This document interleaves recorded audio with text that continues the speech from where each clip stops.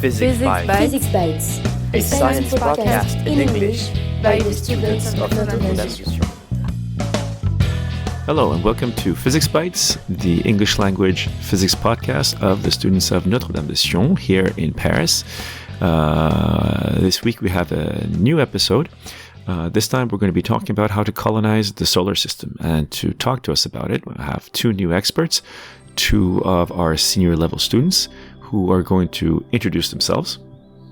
Hello, my name is Louise. So we have Louise, who's been a student of mine for the last 3 years, but you stopped doing physics as a major after grade 10, right? Yes. Okay. And our second expert?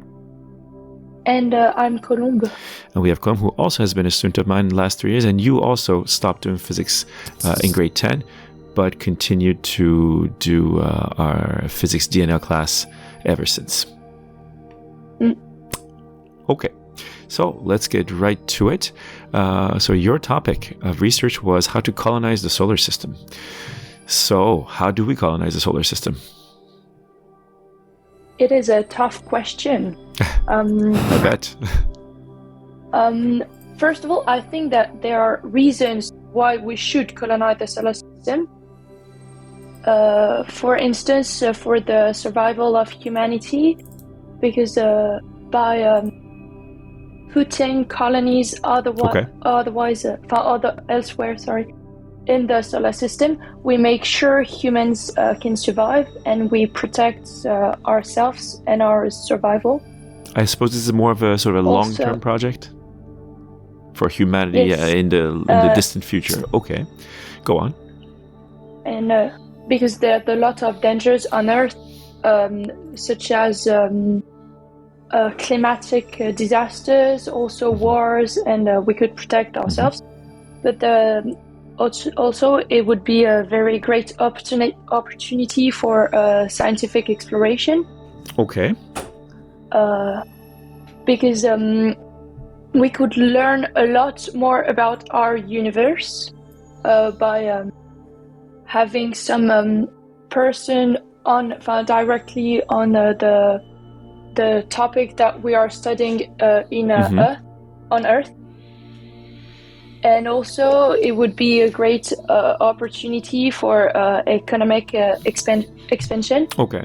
Because because there's a lot of resources in space, and it could be useful for industries, for instance, on Earth. Okay. Although these are all more long-term goals and not anything that immediately would have any sort of a practical use, right? Yes, exactly. Okay. So now that you're giving us a few reasons why we should go for it, how difficult of a task is it? It is a very difficult question because at the same time, some private companies are trying to colonize the solar system, but also states. So it is a bit difficult to do this together. I guess the difference being that if a private company is doing it, they're doing it for profitable and lucrative reasons, whereas if states are doing it, the reasons might be less materialistic. Is that it? Yes. And so there's some sort of a conflict there. Okay. But maybe we can get more to the technical aspects of why it's difficult or whether it's even possible or not.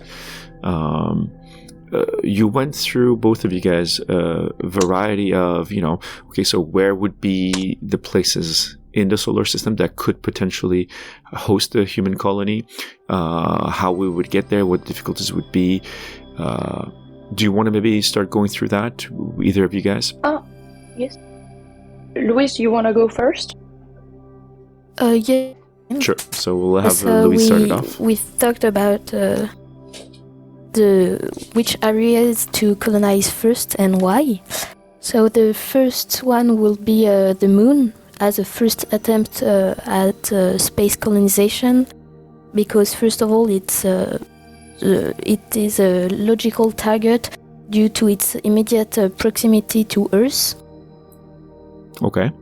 But also because Yes. So how about the question of the viability of it outside of the fact that it's the closest, even though when we talk about closeness on an astronomical scale, it is still pretty far away. We're talking about millions of kilometers.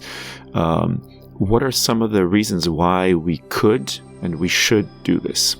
What are some of the benefits? What are the things in there that makes it easier or more viable? Because we know that there are some resources available on the moon. Okay. Such as water, for example. Okay. On the moon. Have we found water on the moon? Freezing water, I think. Okay, but it would be very difficult to get. Ice. It's probably sort of at a molecular level in the moon lunar dust. Yes, I think. Okay. All right. But it will be like a test for the humans to see if they can colonize, because if there is a problem, they go back home more easily on the because it is something that we can do on a scale of time which is accessible to our current technology. Okay. Is it worth it in a long-term sense to have the moon colonized? I'm not sure, but maybe it could be a kind of a place where you go before going on another planet, such, for example, for have new resources to continue the journey to another planet. Okay, so like a stop on the way, but not a permanent sort of a place to colonize and to remain. Okay. You went into some detail also about Mars, and the question of like getting to Mars, colonizing Mars is quite recurrent. We even have a lot of people working on it, whether it's researchers or engineers or billionaires, I suppose. Do you want to talk about that a little bit? What would be the interest in colonizing a planet like Mars, and if it would be, what are there benefits to it compared to the moon? What would be the difficulties? Nowadays, we think that Mars is the most valuable planet in our solar system. Mm-hmm. First of all, because of the equivalent, not far from the Earth one. Okay. And which could help to adapt on this planet. Mm-hmm. But also because, for example, a day is really lasts 24 hours and 39 minutes, which is really close from a day on Earth. And these are some of the factors which are, I would imagine, are pretty important if we're going to have humans on these planets. We have to think about what the human body is able to take and not. I suppose you're going to come back to that a bit later, but that's one of the main questions: is how do we physically deal with these conditions which are so different from what we have evolved in? What are the other benefits of actually colonizing a planet like Mars? But also, as on the moon, we know that there are some natural resources. Mm-hmm. Even if it's, for the examples of water, it's another time in the form of ice. Right, but this time it's much more easily accessible, I suppose. Yes. Okay.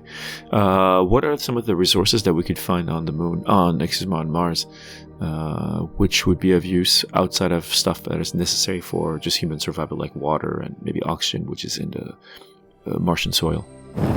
I think that there is also iron or silicon. Right, that's one of the reasons the color of the soil is red, is because of a lot of ferrous oxide and iron, right? Mm. Okay. Okay, so we talked about the moon, we've talked about Mars. What are some other candidates for colonization in the solar system? The possibility of colonizing asteroids. Right. That could be a place such like the moon, but in a longer distance, to stop by before colonizing a planet in another solar system. Right, asteroids being further away than Mars even, so it would make it even a longer trip.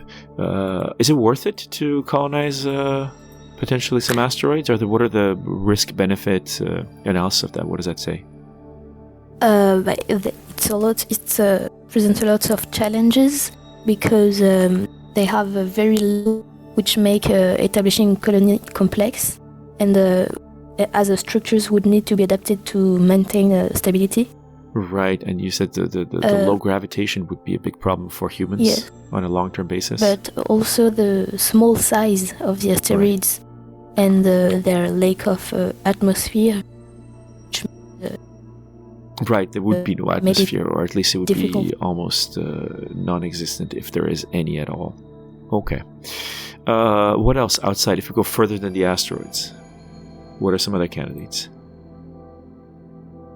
Also planets, but in another solar system. Well, before we get to another solar system, let's focus on just on our own neighborhood of the universe. The problem with the planets outside of the asteroid belt is that they're gas planets, right? They're gas giants. But they do have moons. Did you guys come across anything in your research regarding maybe colonizing some of the moons of notably Jupiter or Saturn? Not really. We did not focus on that. Okay. Because there are a few candidates in there within the constellation of satellites around Jupiter and around Saturn, which would potentially have resources. They're big enough, and they could have conditions which could potentially, at least maybe, allow for we've lost Louise. Allow for some sort of colonization.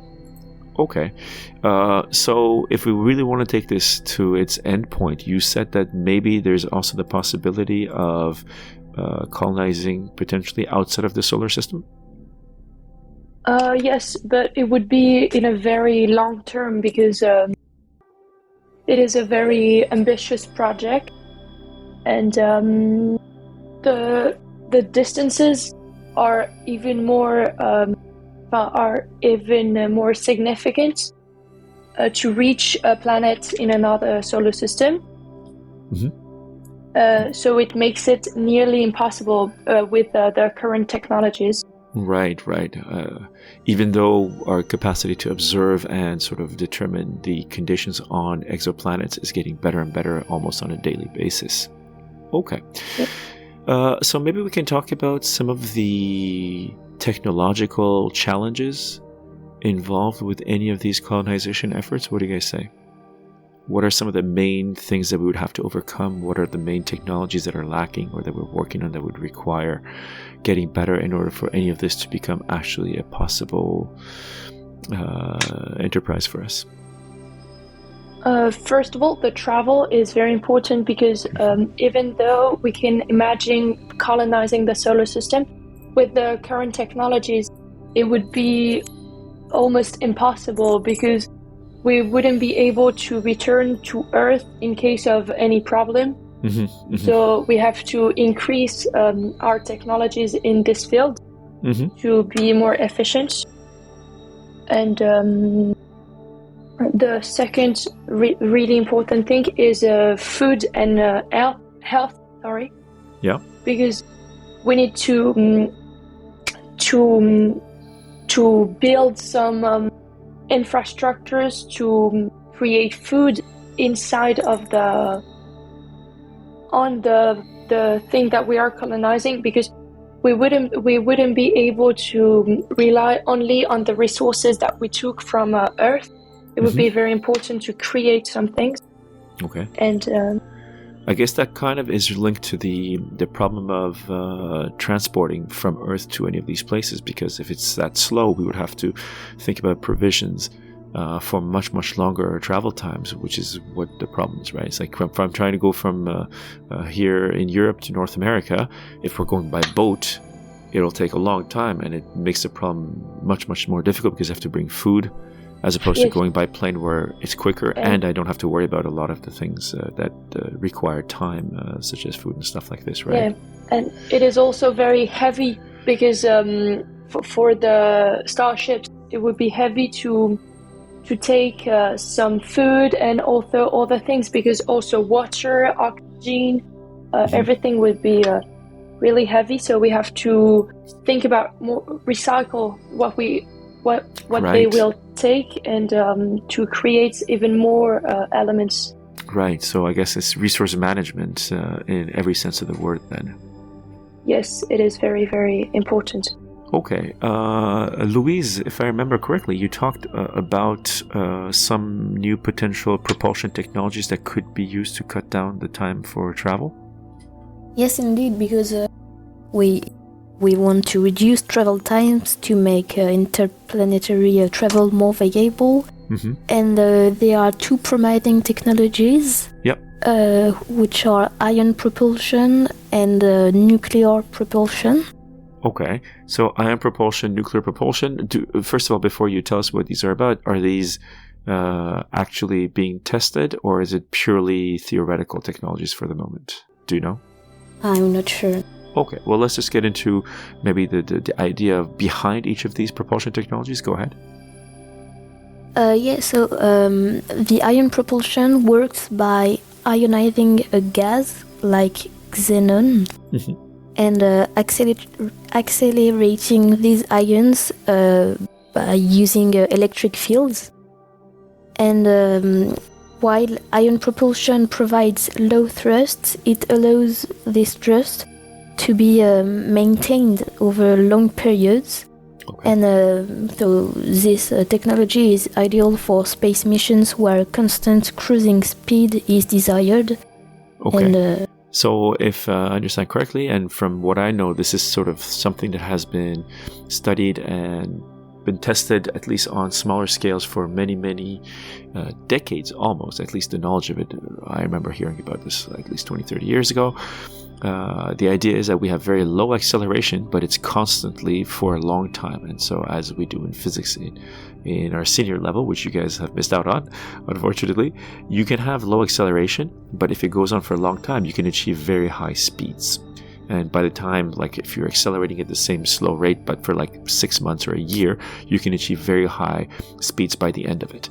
And I suppose this is one of the sort of technology that doesn't require a lot of fuel. It doesn't require a lot of sort of size, which is ideal if we want to reduce those factors, right? Only we need just gas. Right, which is much easier to carry. You also talked about nuclear propulsion. Do you want to give us a very brief rundown of what that is all about? Yes. So nuclear propulsion uses the energy produced by nuclear reactors to heat a fluid and propel it at a high speed. And this technology would allow much higher speeds than chemical propulsion. Okay. And resulting in shorter travel durations.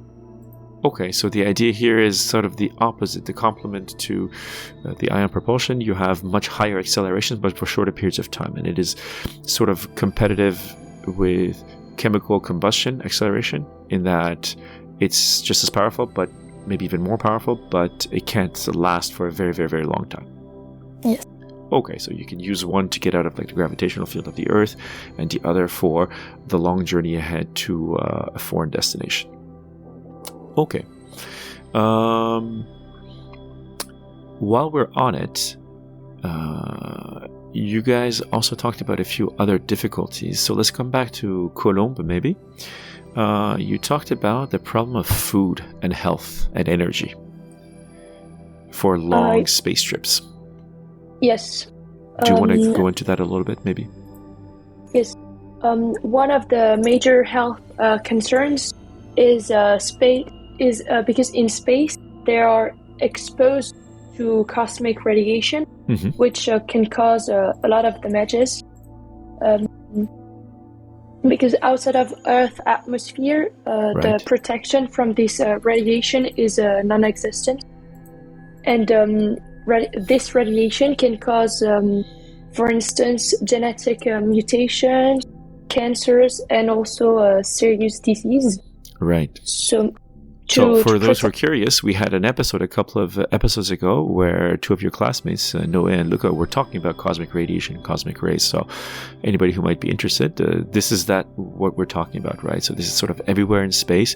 It can, if it reaches the human body, which is exposed to it for a long time, it can cause a lot of physical and health issues. Yes.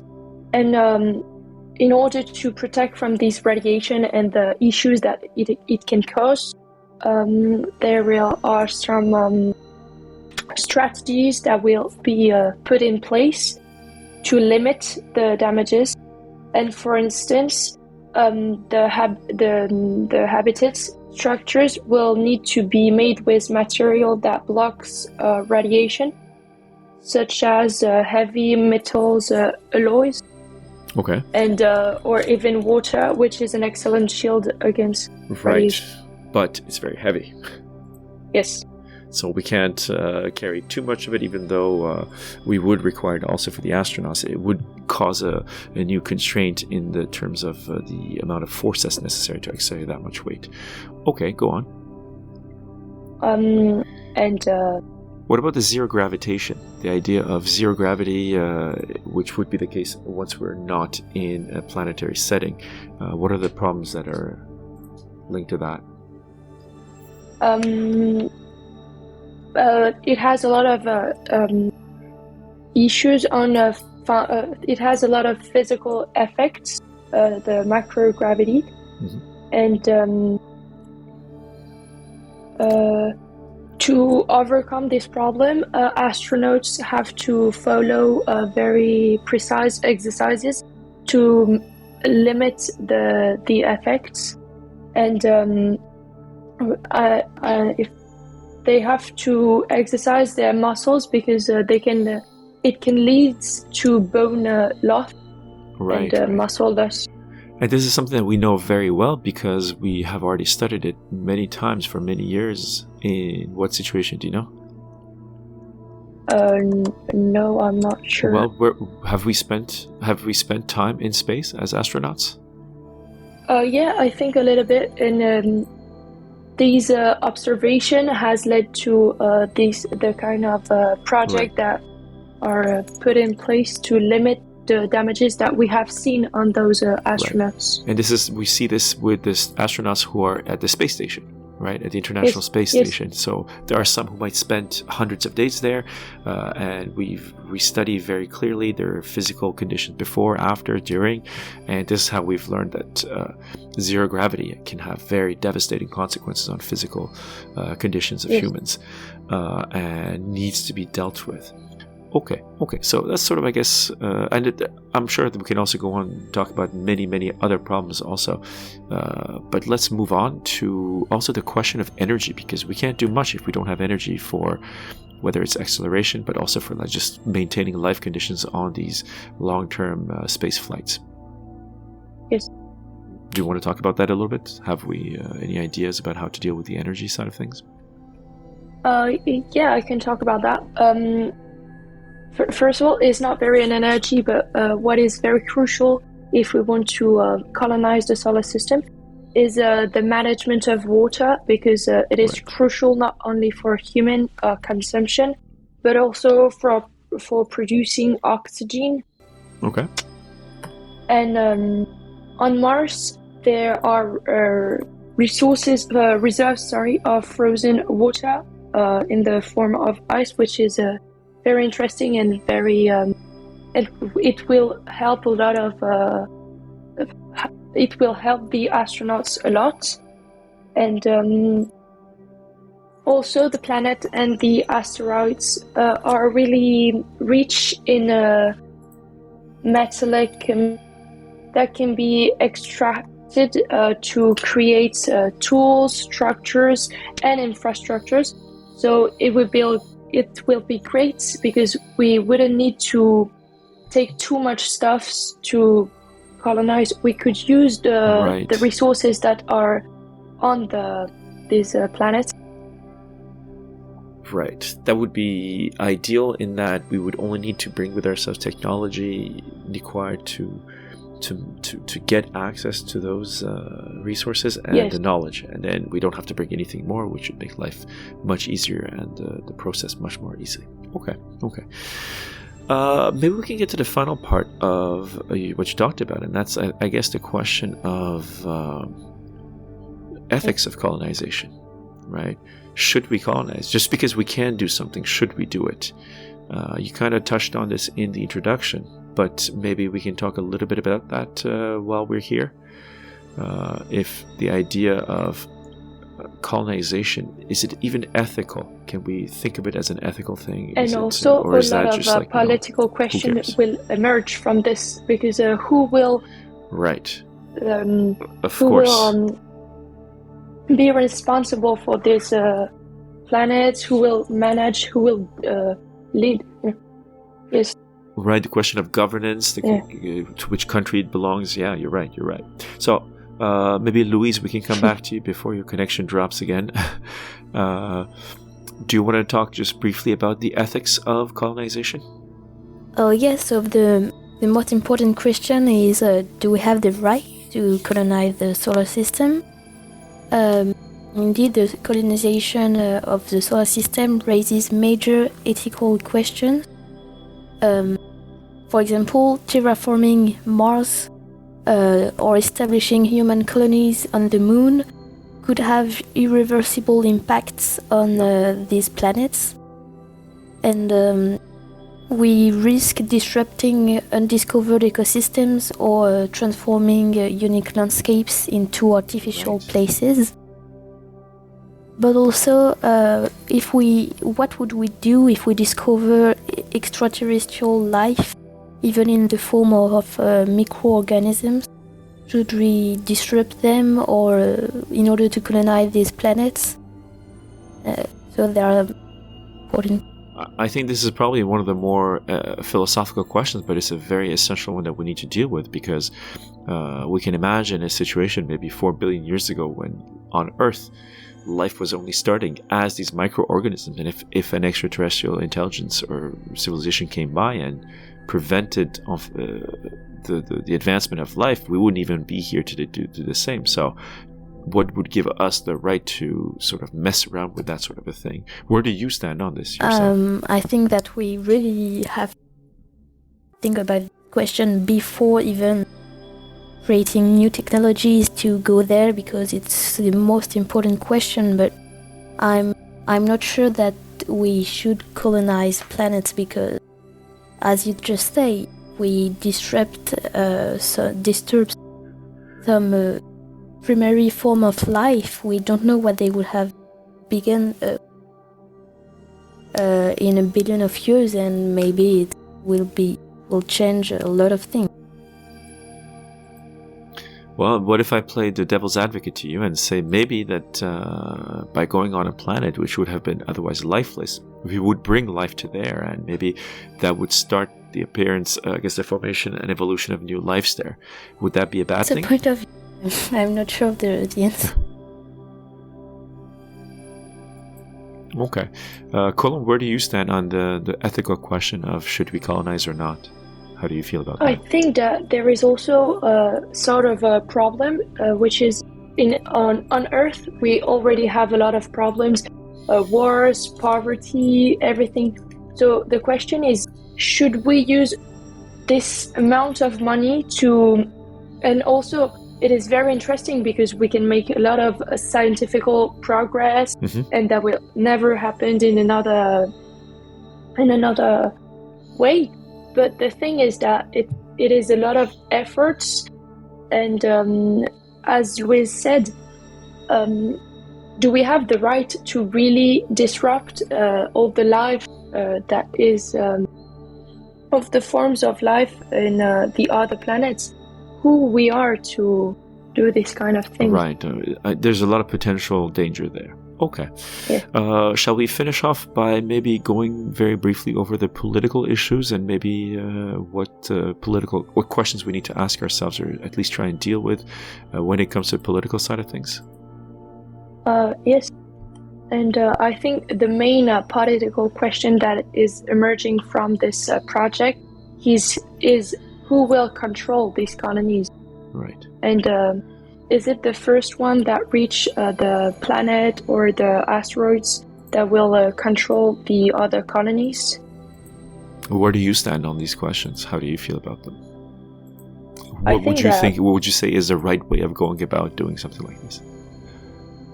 I think that an international organization like the UN or something like that should have something to say on those kind of colonization, and it wouldn't be the first one that arrive on this planet, because it is the stronger will control all the other one, but the stronger nation will control the others, which is not very great. Okay. I think the question is a very thorny one, and it's something that requires a lot of thinking, because we might, in theory, be all agreeing on the fact that we should do this as a population, as a Earth population, as an Earth sort of coalition. But in reality, often we do things in a very different way, because those who have money end up having maybe more power and more say in how things go, and we don't always do the right thing in that sense. Okay, so as usual, I'd like to finish off the interview by asking you guys how you found the topic, how what you learned during the research was striking to you. Did you find anything that you were completely surprised by, and just that sort of general thing? Maybe we can start with you, Colombe. I think that it was a very interesting topic, because I don't think that in the future or a close future we will really colonize the solar system, but it is very interesting because we can imagine the amount of scientific progress that we can make only by imagining some massive project like that, and it is very ambitious, and it is very, very interesting, and it is very dense. Yeah. And do you think that if you had a say in voting, for example, for some sort of a project of this nature, would you be more for it or would you be more against it, do you think?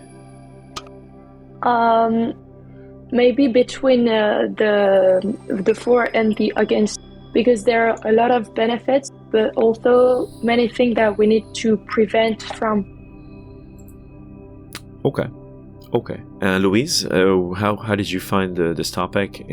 How did you come across anything in there that was of particular interest to you, that was surprising to you, striking? I found it really interesting, and I learned a lot of things. So, for example, I didn't know that the existence of the Lagrange points, where satellites can remain in a stable position, and I was really interested in the subjects.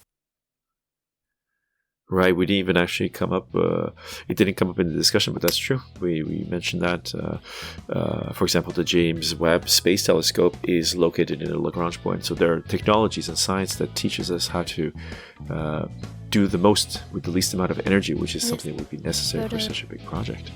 Okay. And where do you stand on the question of colonization? Would you be for it or against it? If I think as a person, I would be for it, because I always dream of going on space and empty years from another point of view. But in a bigger, if I think as part of humanity, I'm not sure that we should do it, because it's really have a lot of ethical and political questions that are really, really important, and I'm not sure that we should have the right to colonize other. Right. So you think that we should reach some sort of a conclusion on a philosophical and ethical basis before we actually start doing something about it? Okay. All right. I think on that note, we're going to stop our interview. Thank you very much, the both of you, for your research and the presentation you had. We all learned a lot. Thank you very much. Thank you. Right. Thank you. So, that is Physics Bites for this week. We hope that you enjoyed this episode, and we would love to hear what you thought about the topic in the comments section. If you did enjoy the show, then subscribe to our podcast, share it with your friends, and be sure to leave us a 5-star rating on whatever platform you're listening on. And more important than all of that, come back soon for a new episode.